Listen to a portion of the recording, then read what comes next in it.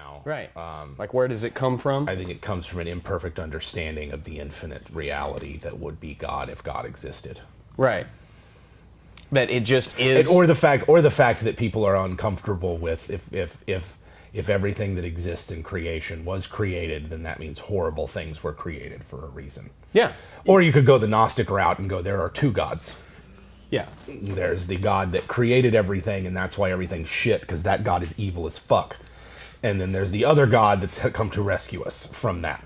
From existence? Yes, from existence. The evil God created the Matrix, and we're all stuck here, and it's horrible. And the better God came along and was like, I can free you from this. Let's have a show on philosophy, Jim Davis. Let's talk about... I'd be happy to talk. I think let's talk philosophy about the has gods. enriched my D&D experience quite immensely. What's that? Do you think you could do 5 minutes on how philosophy is affected? Sure. Yeah. Are you filming now?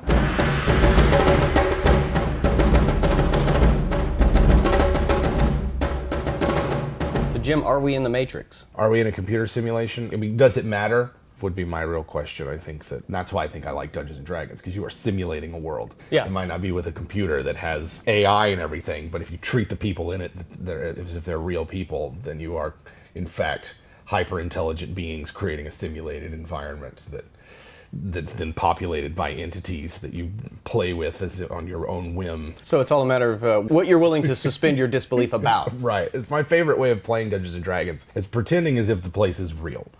Yeah. And the people and NPCs and PCs are real people and shit. But I like philosophical D&D because I think it enriches the world building experience. And those might say that, well, isn't that why Dungeons and Dragons is dangerous? Because you could lose your grip on reality. Sure. But I just think back to like the cartoons of the sheepdog and the wolf going in, clocking in together. Right. They go in, they do their job, and then they clock out, right?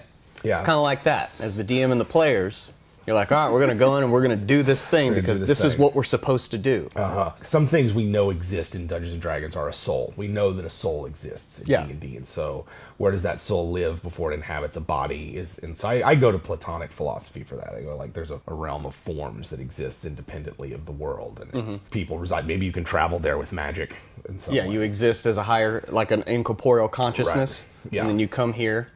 You do your It's thing. kind of like, you remember that one game I ran where it was like, you guys, we started the campaign literally at the instant of creation of the world. Yeah. It was like, there's nothing, and then you hear a clarion call of creation, and suddenly existence is around you, and it's mutable, and weird. The sun doesn't always rise at the same place or the same time. And Right, because that hasn't been it set hasn't yet. been set yet, and then, distance is a more matter of will and intention than like any objective sort of sense, and like slowly the world solidifies and becomes objective. Yeah, And the sort more of we like, did things in Right. areas, like things became permanent. spent like active, purposeful action in an area, it set it in stone, and it was just like these two poles of the primal and the ethereal, sort of the mind and the body coming together to create a world, and different characters were a mix of some were more body, some were more mind, and that homebrew that I ran was very philosophical to me in its underpinnings, if not necessarily its the execution of it. But I don't know, there's a lot of fun things you can do. Like, what are the gods? Like, what are they? They're not all powerful. They have their specific little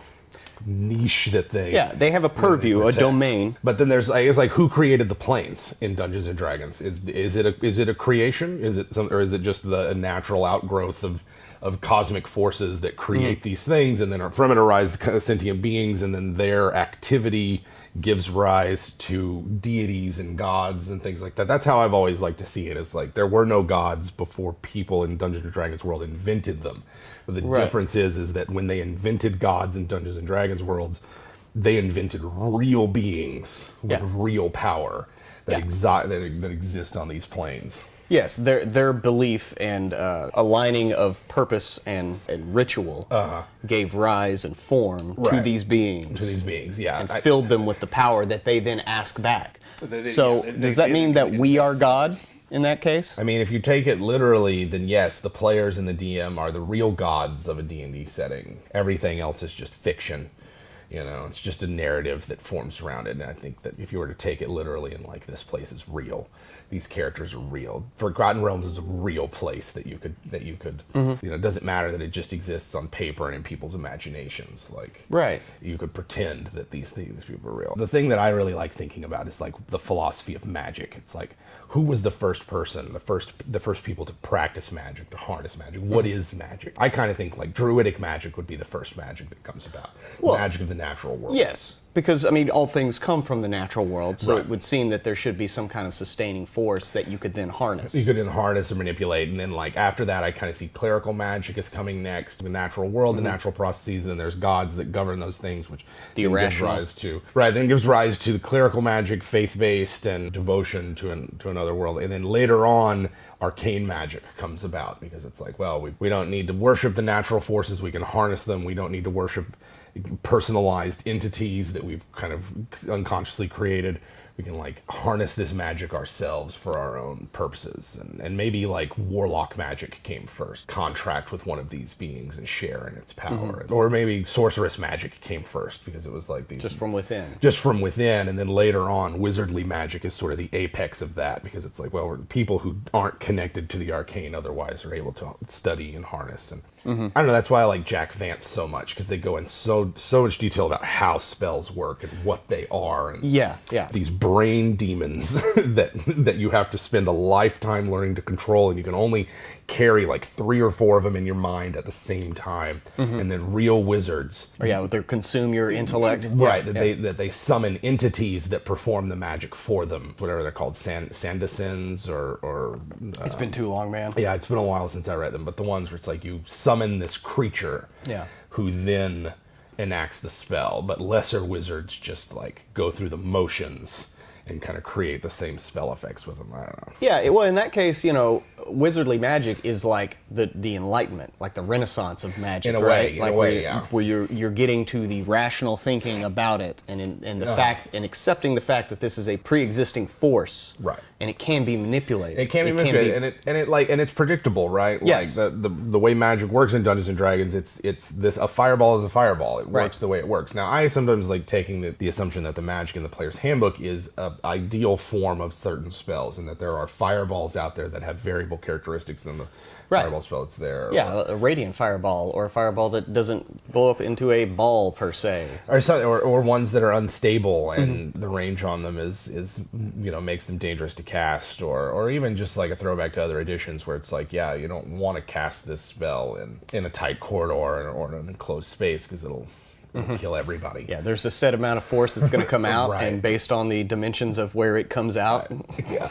But like the fact that spells they work for usually a fixed duration. I mean, if not a fixed duration, as long as like you concentrate on them, or as long as someone keeps failing their saving throws. But it's like there's not enough variability in spells for them to be that random. They're pretty predictable, and you could study them. That line of thinking, though, that means that how many generations of wizards had to go through like study and refinement of the fireball to get it where it goes this How did long. those spells get it? Yeah. How did those It spells get caught? blows up to this big. It does about this. It'll do this much damage. Like to be like that refined. Where, you know, if this is a scientific venture, every time you cast a fireball, you're just confirming. You're peer reviewing. Yeah, right. basically. And it's like, yep, nope, that's a fireball. That's how that works, right? Yeah. So maybe it's the player's handbook spells are the most studied, the most well practiced, and the most sort of available spells. Yeah.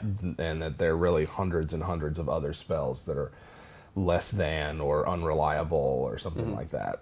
But they could be more. But they could be more. They just that's need why- refinement. Yeah, that's why those all those students that get turned away because they search for dangerous knowledge, and all they're trying to find is that variable fireball. That variable fireball. Where's the first level summoning spell that lets you summon like a massive pit fiend or something at first level? Like, you know what I mean? That's the other thing about magic in 5th edition is like it's less dangerous to the user Yeah. than previous versions of magic, or if Dungeons and Dragons magic was ever really dangerous to the user. But it's like those stories of like, yeah, this apprentice wizard accidentally summoned something it shouldn't have. Well, there's not really a chance of that happening outside of the DM. scroll. The DM saying this is what happens. Yeah. It takes Or they find a scroll. Like Right. that's really kind of they might be able to with a scroll. If might they, be. Yeah.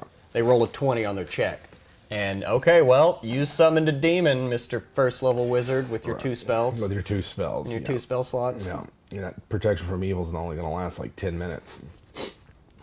Yeah. Yeah, and then you're effed in the A. Yeah. In that case, Jim Davis, Yeah. we're in our real world of Forgotten Realms. Uh-huh. Our real simulation. Our real simulation. We're playing Roy. We're not going to go back to the carpet store. No. We're going to go out and go on a life of adventure. Roy is the best video game that could ever be created. That idea, Right. I mean, every time we play D&D, it is like a version of that idea. And to go back to the original kind of thing that started this whole conversation, which was, is this a simulation? Yeah. Like, in that case, aren't all games just like a meta, like level down of just a simulation inside a simulation inside a simulation? I mean, if you assume reality as it exists as a simulation, then Yeah. I don't. I think it's a clever mental exercise that a bunch of tech bullshit bros like Peter Thiel and Elon Musk have latched onto and be like, well, yeah, we're all brains in a jar in a vat somewhere. It's just like, you can take your crazy ass bullshit and go out to Sealandia that you want to build and peddle that shit there. Yeah. Like, just... So you don't buy into it? I don't buy into it, no. See, for me, I think that reality is one of 2 things. And I think it is the simulation idea, but it's a little bit different. Yeah. I would like to believe that we are higher consciousness beings. We are incorporeal. We have evolved past all of this. Okay. And this is to remind us of where we came from and to keep our humanity. Because once you become incorporeal and you do anything, you could probably lose a little perspective. I could see something like that. It's a very shitty simulation. Well, like, that's the thing is it's designed to keep you in check. It's like a hellscape simulator. Well, again, life is a dream. You come down. This is real for while you're here, and then the second it's over, you wake up in the booth. You go out. You're like, oh right. And you go out and you have a drink with your buddies. You're like, dude, you're not gonna believe what I just fucking did. I went and did this, and went and did that, and then I died doing this thing. If that's the case, I have a message for my player character, whoever they're out there. Use some cheat codes. Yeah. Just use them. That's fine. I don't care. I don't know if you're one of those gamers who doesn't believe in cheating or hacking the game or anything. Fudge your next die roll. Fuck that. You should do that. Yeah. Wherever you are out there, player, it's time to roll a couple of 20s. It's time to roll a couple of 20s up in this bitch. I think that the idea of it being a simulation is one of those things. It's a clever exercise in sort of thinking about reality, but I'm not sure that I buy it. To me, it's just kind of like, what do you remember before you were born? Well, nothing. You're not gonna. I just don't think there's anything. It's just like you get a little bit, and then you're done. I think that's where partial instinct and habit comes from. Yeah. Like where you have certain instincts to do certain things, or ways of behavior that don't really that can't be reconciled by your experience. And that gives rise to people believing in reincarnation in previous lives. Sure. But if we're talking about this being a simulation where you have done previous things, then you might, once you play the game long enough, remember certain little things about previous times you've been in it, right? So when you remake a character that you played in a previous edition of Dungeons and Dragons, that's like a reincarnation? You're reincarnating that character. It completely is. Yeah, that's poor bastards. That's all you're doing. Hey, dude, Emma, how many times has she reincarnated Fabian? Fabian's been reincarnated at least 8 times. Yeah. So, how's his soul doing? Well, I mean, if we take that one campaign, his soul's fine and well on its way to becoming a Solar or something like that. That is true. But everything from Fabian through the Lantern Archon that Fabian eventually becomes, Dungeons and Dragons is a simulated reality. I mean, it's a simulated reality. That's what's the fun thing about it. You can do whatever you want with it and inflict horrible calamities on these people. It's a shitty life. I would not want to live in the Forgotten Realms. Yeah, it's a horrible place with dragons and monsters and demons that regularly and routinely, flagrantly invade. I'd live in Eberron. I think Eberron might not be a bad place to live in if you're going to pick a place. Or I guess maybe if I was picking any place to live in, I'd pick probably the Blue Rose world. That's like a romantic fantasy setting where it's like a magic deer looks into the heart of the candidates for king and picks the best one for the job. So it's, that it's the most just, wise, kind monarch you could have. I'd probably live in something like that. So they have a magic deer. Here we have, what is that? Is it the octopus that picks things here on Earth? Right. It like floats down and picks like winners of the Olympics and all that. Yeah. That's another way to think about it, sure. Let's see. But yeah, Whoever's out there controlling this thing, Yeah. bust out the cheat codes. Yeah, This that's- is bullshit. This is a bullshit simulation. You can do better. Recently, maybe just they just need to reboot the computer. And then we'd all be dead. That's the dilemma, right? Like, that's the dilemma of it being a simulation, is that this whole thing could end at any moment. And even if you are a simulation, your existence is important to you. It's kind of like in Save or Dice. The simulacrum is not going to risk its life. It can't come back from the dead. Right. If it can't be remade, and it won't be the same. So Yeah. that simulacrum's like, no, I'm not going to help you fight this demon. I want to live. I'm a unique Right. creation that has existence. So let me ask you another thing. This is my other viewpoint of what this all could be. What if we are just the subatomic level of existence of a higher being? As in, our galaxy is basically kind of like a molecule.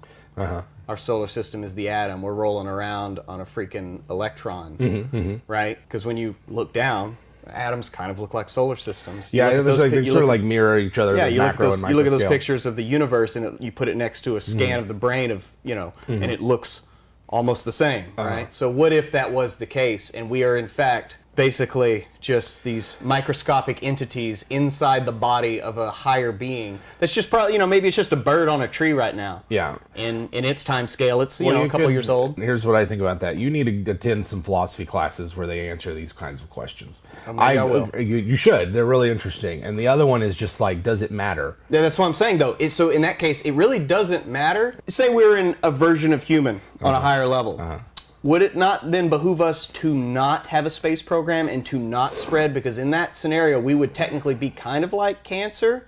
And if we spread and started affecting other areas, would that not then attract the attention of the higher entity, in which a giant laser would burn us out of the sky as they It do some might. kind of chemotherapy? I And again, suppose it might. this is why I can't get anything done, because I think about this shit You all should day. really take a class. There's been, like, I'm serious, man. They've been thinking about this shit for thousands of years, and Jim, I thought it was special. It can be very helpful to just thought it like, was help special. organize your thoughts. No, you gotta.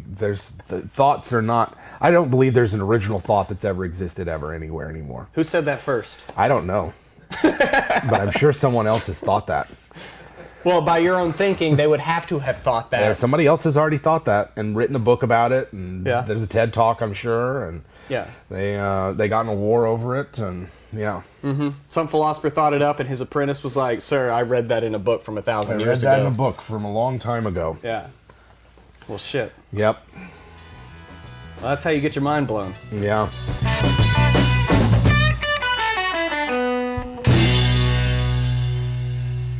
Do you ever wonder if your D&D characters are actually real, living creatures in a real living world, and that you are fucking up their lives every single day? Or maybe this reality isn't actually real, and we're all just brains in a jar in some Elithid's laboratory.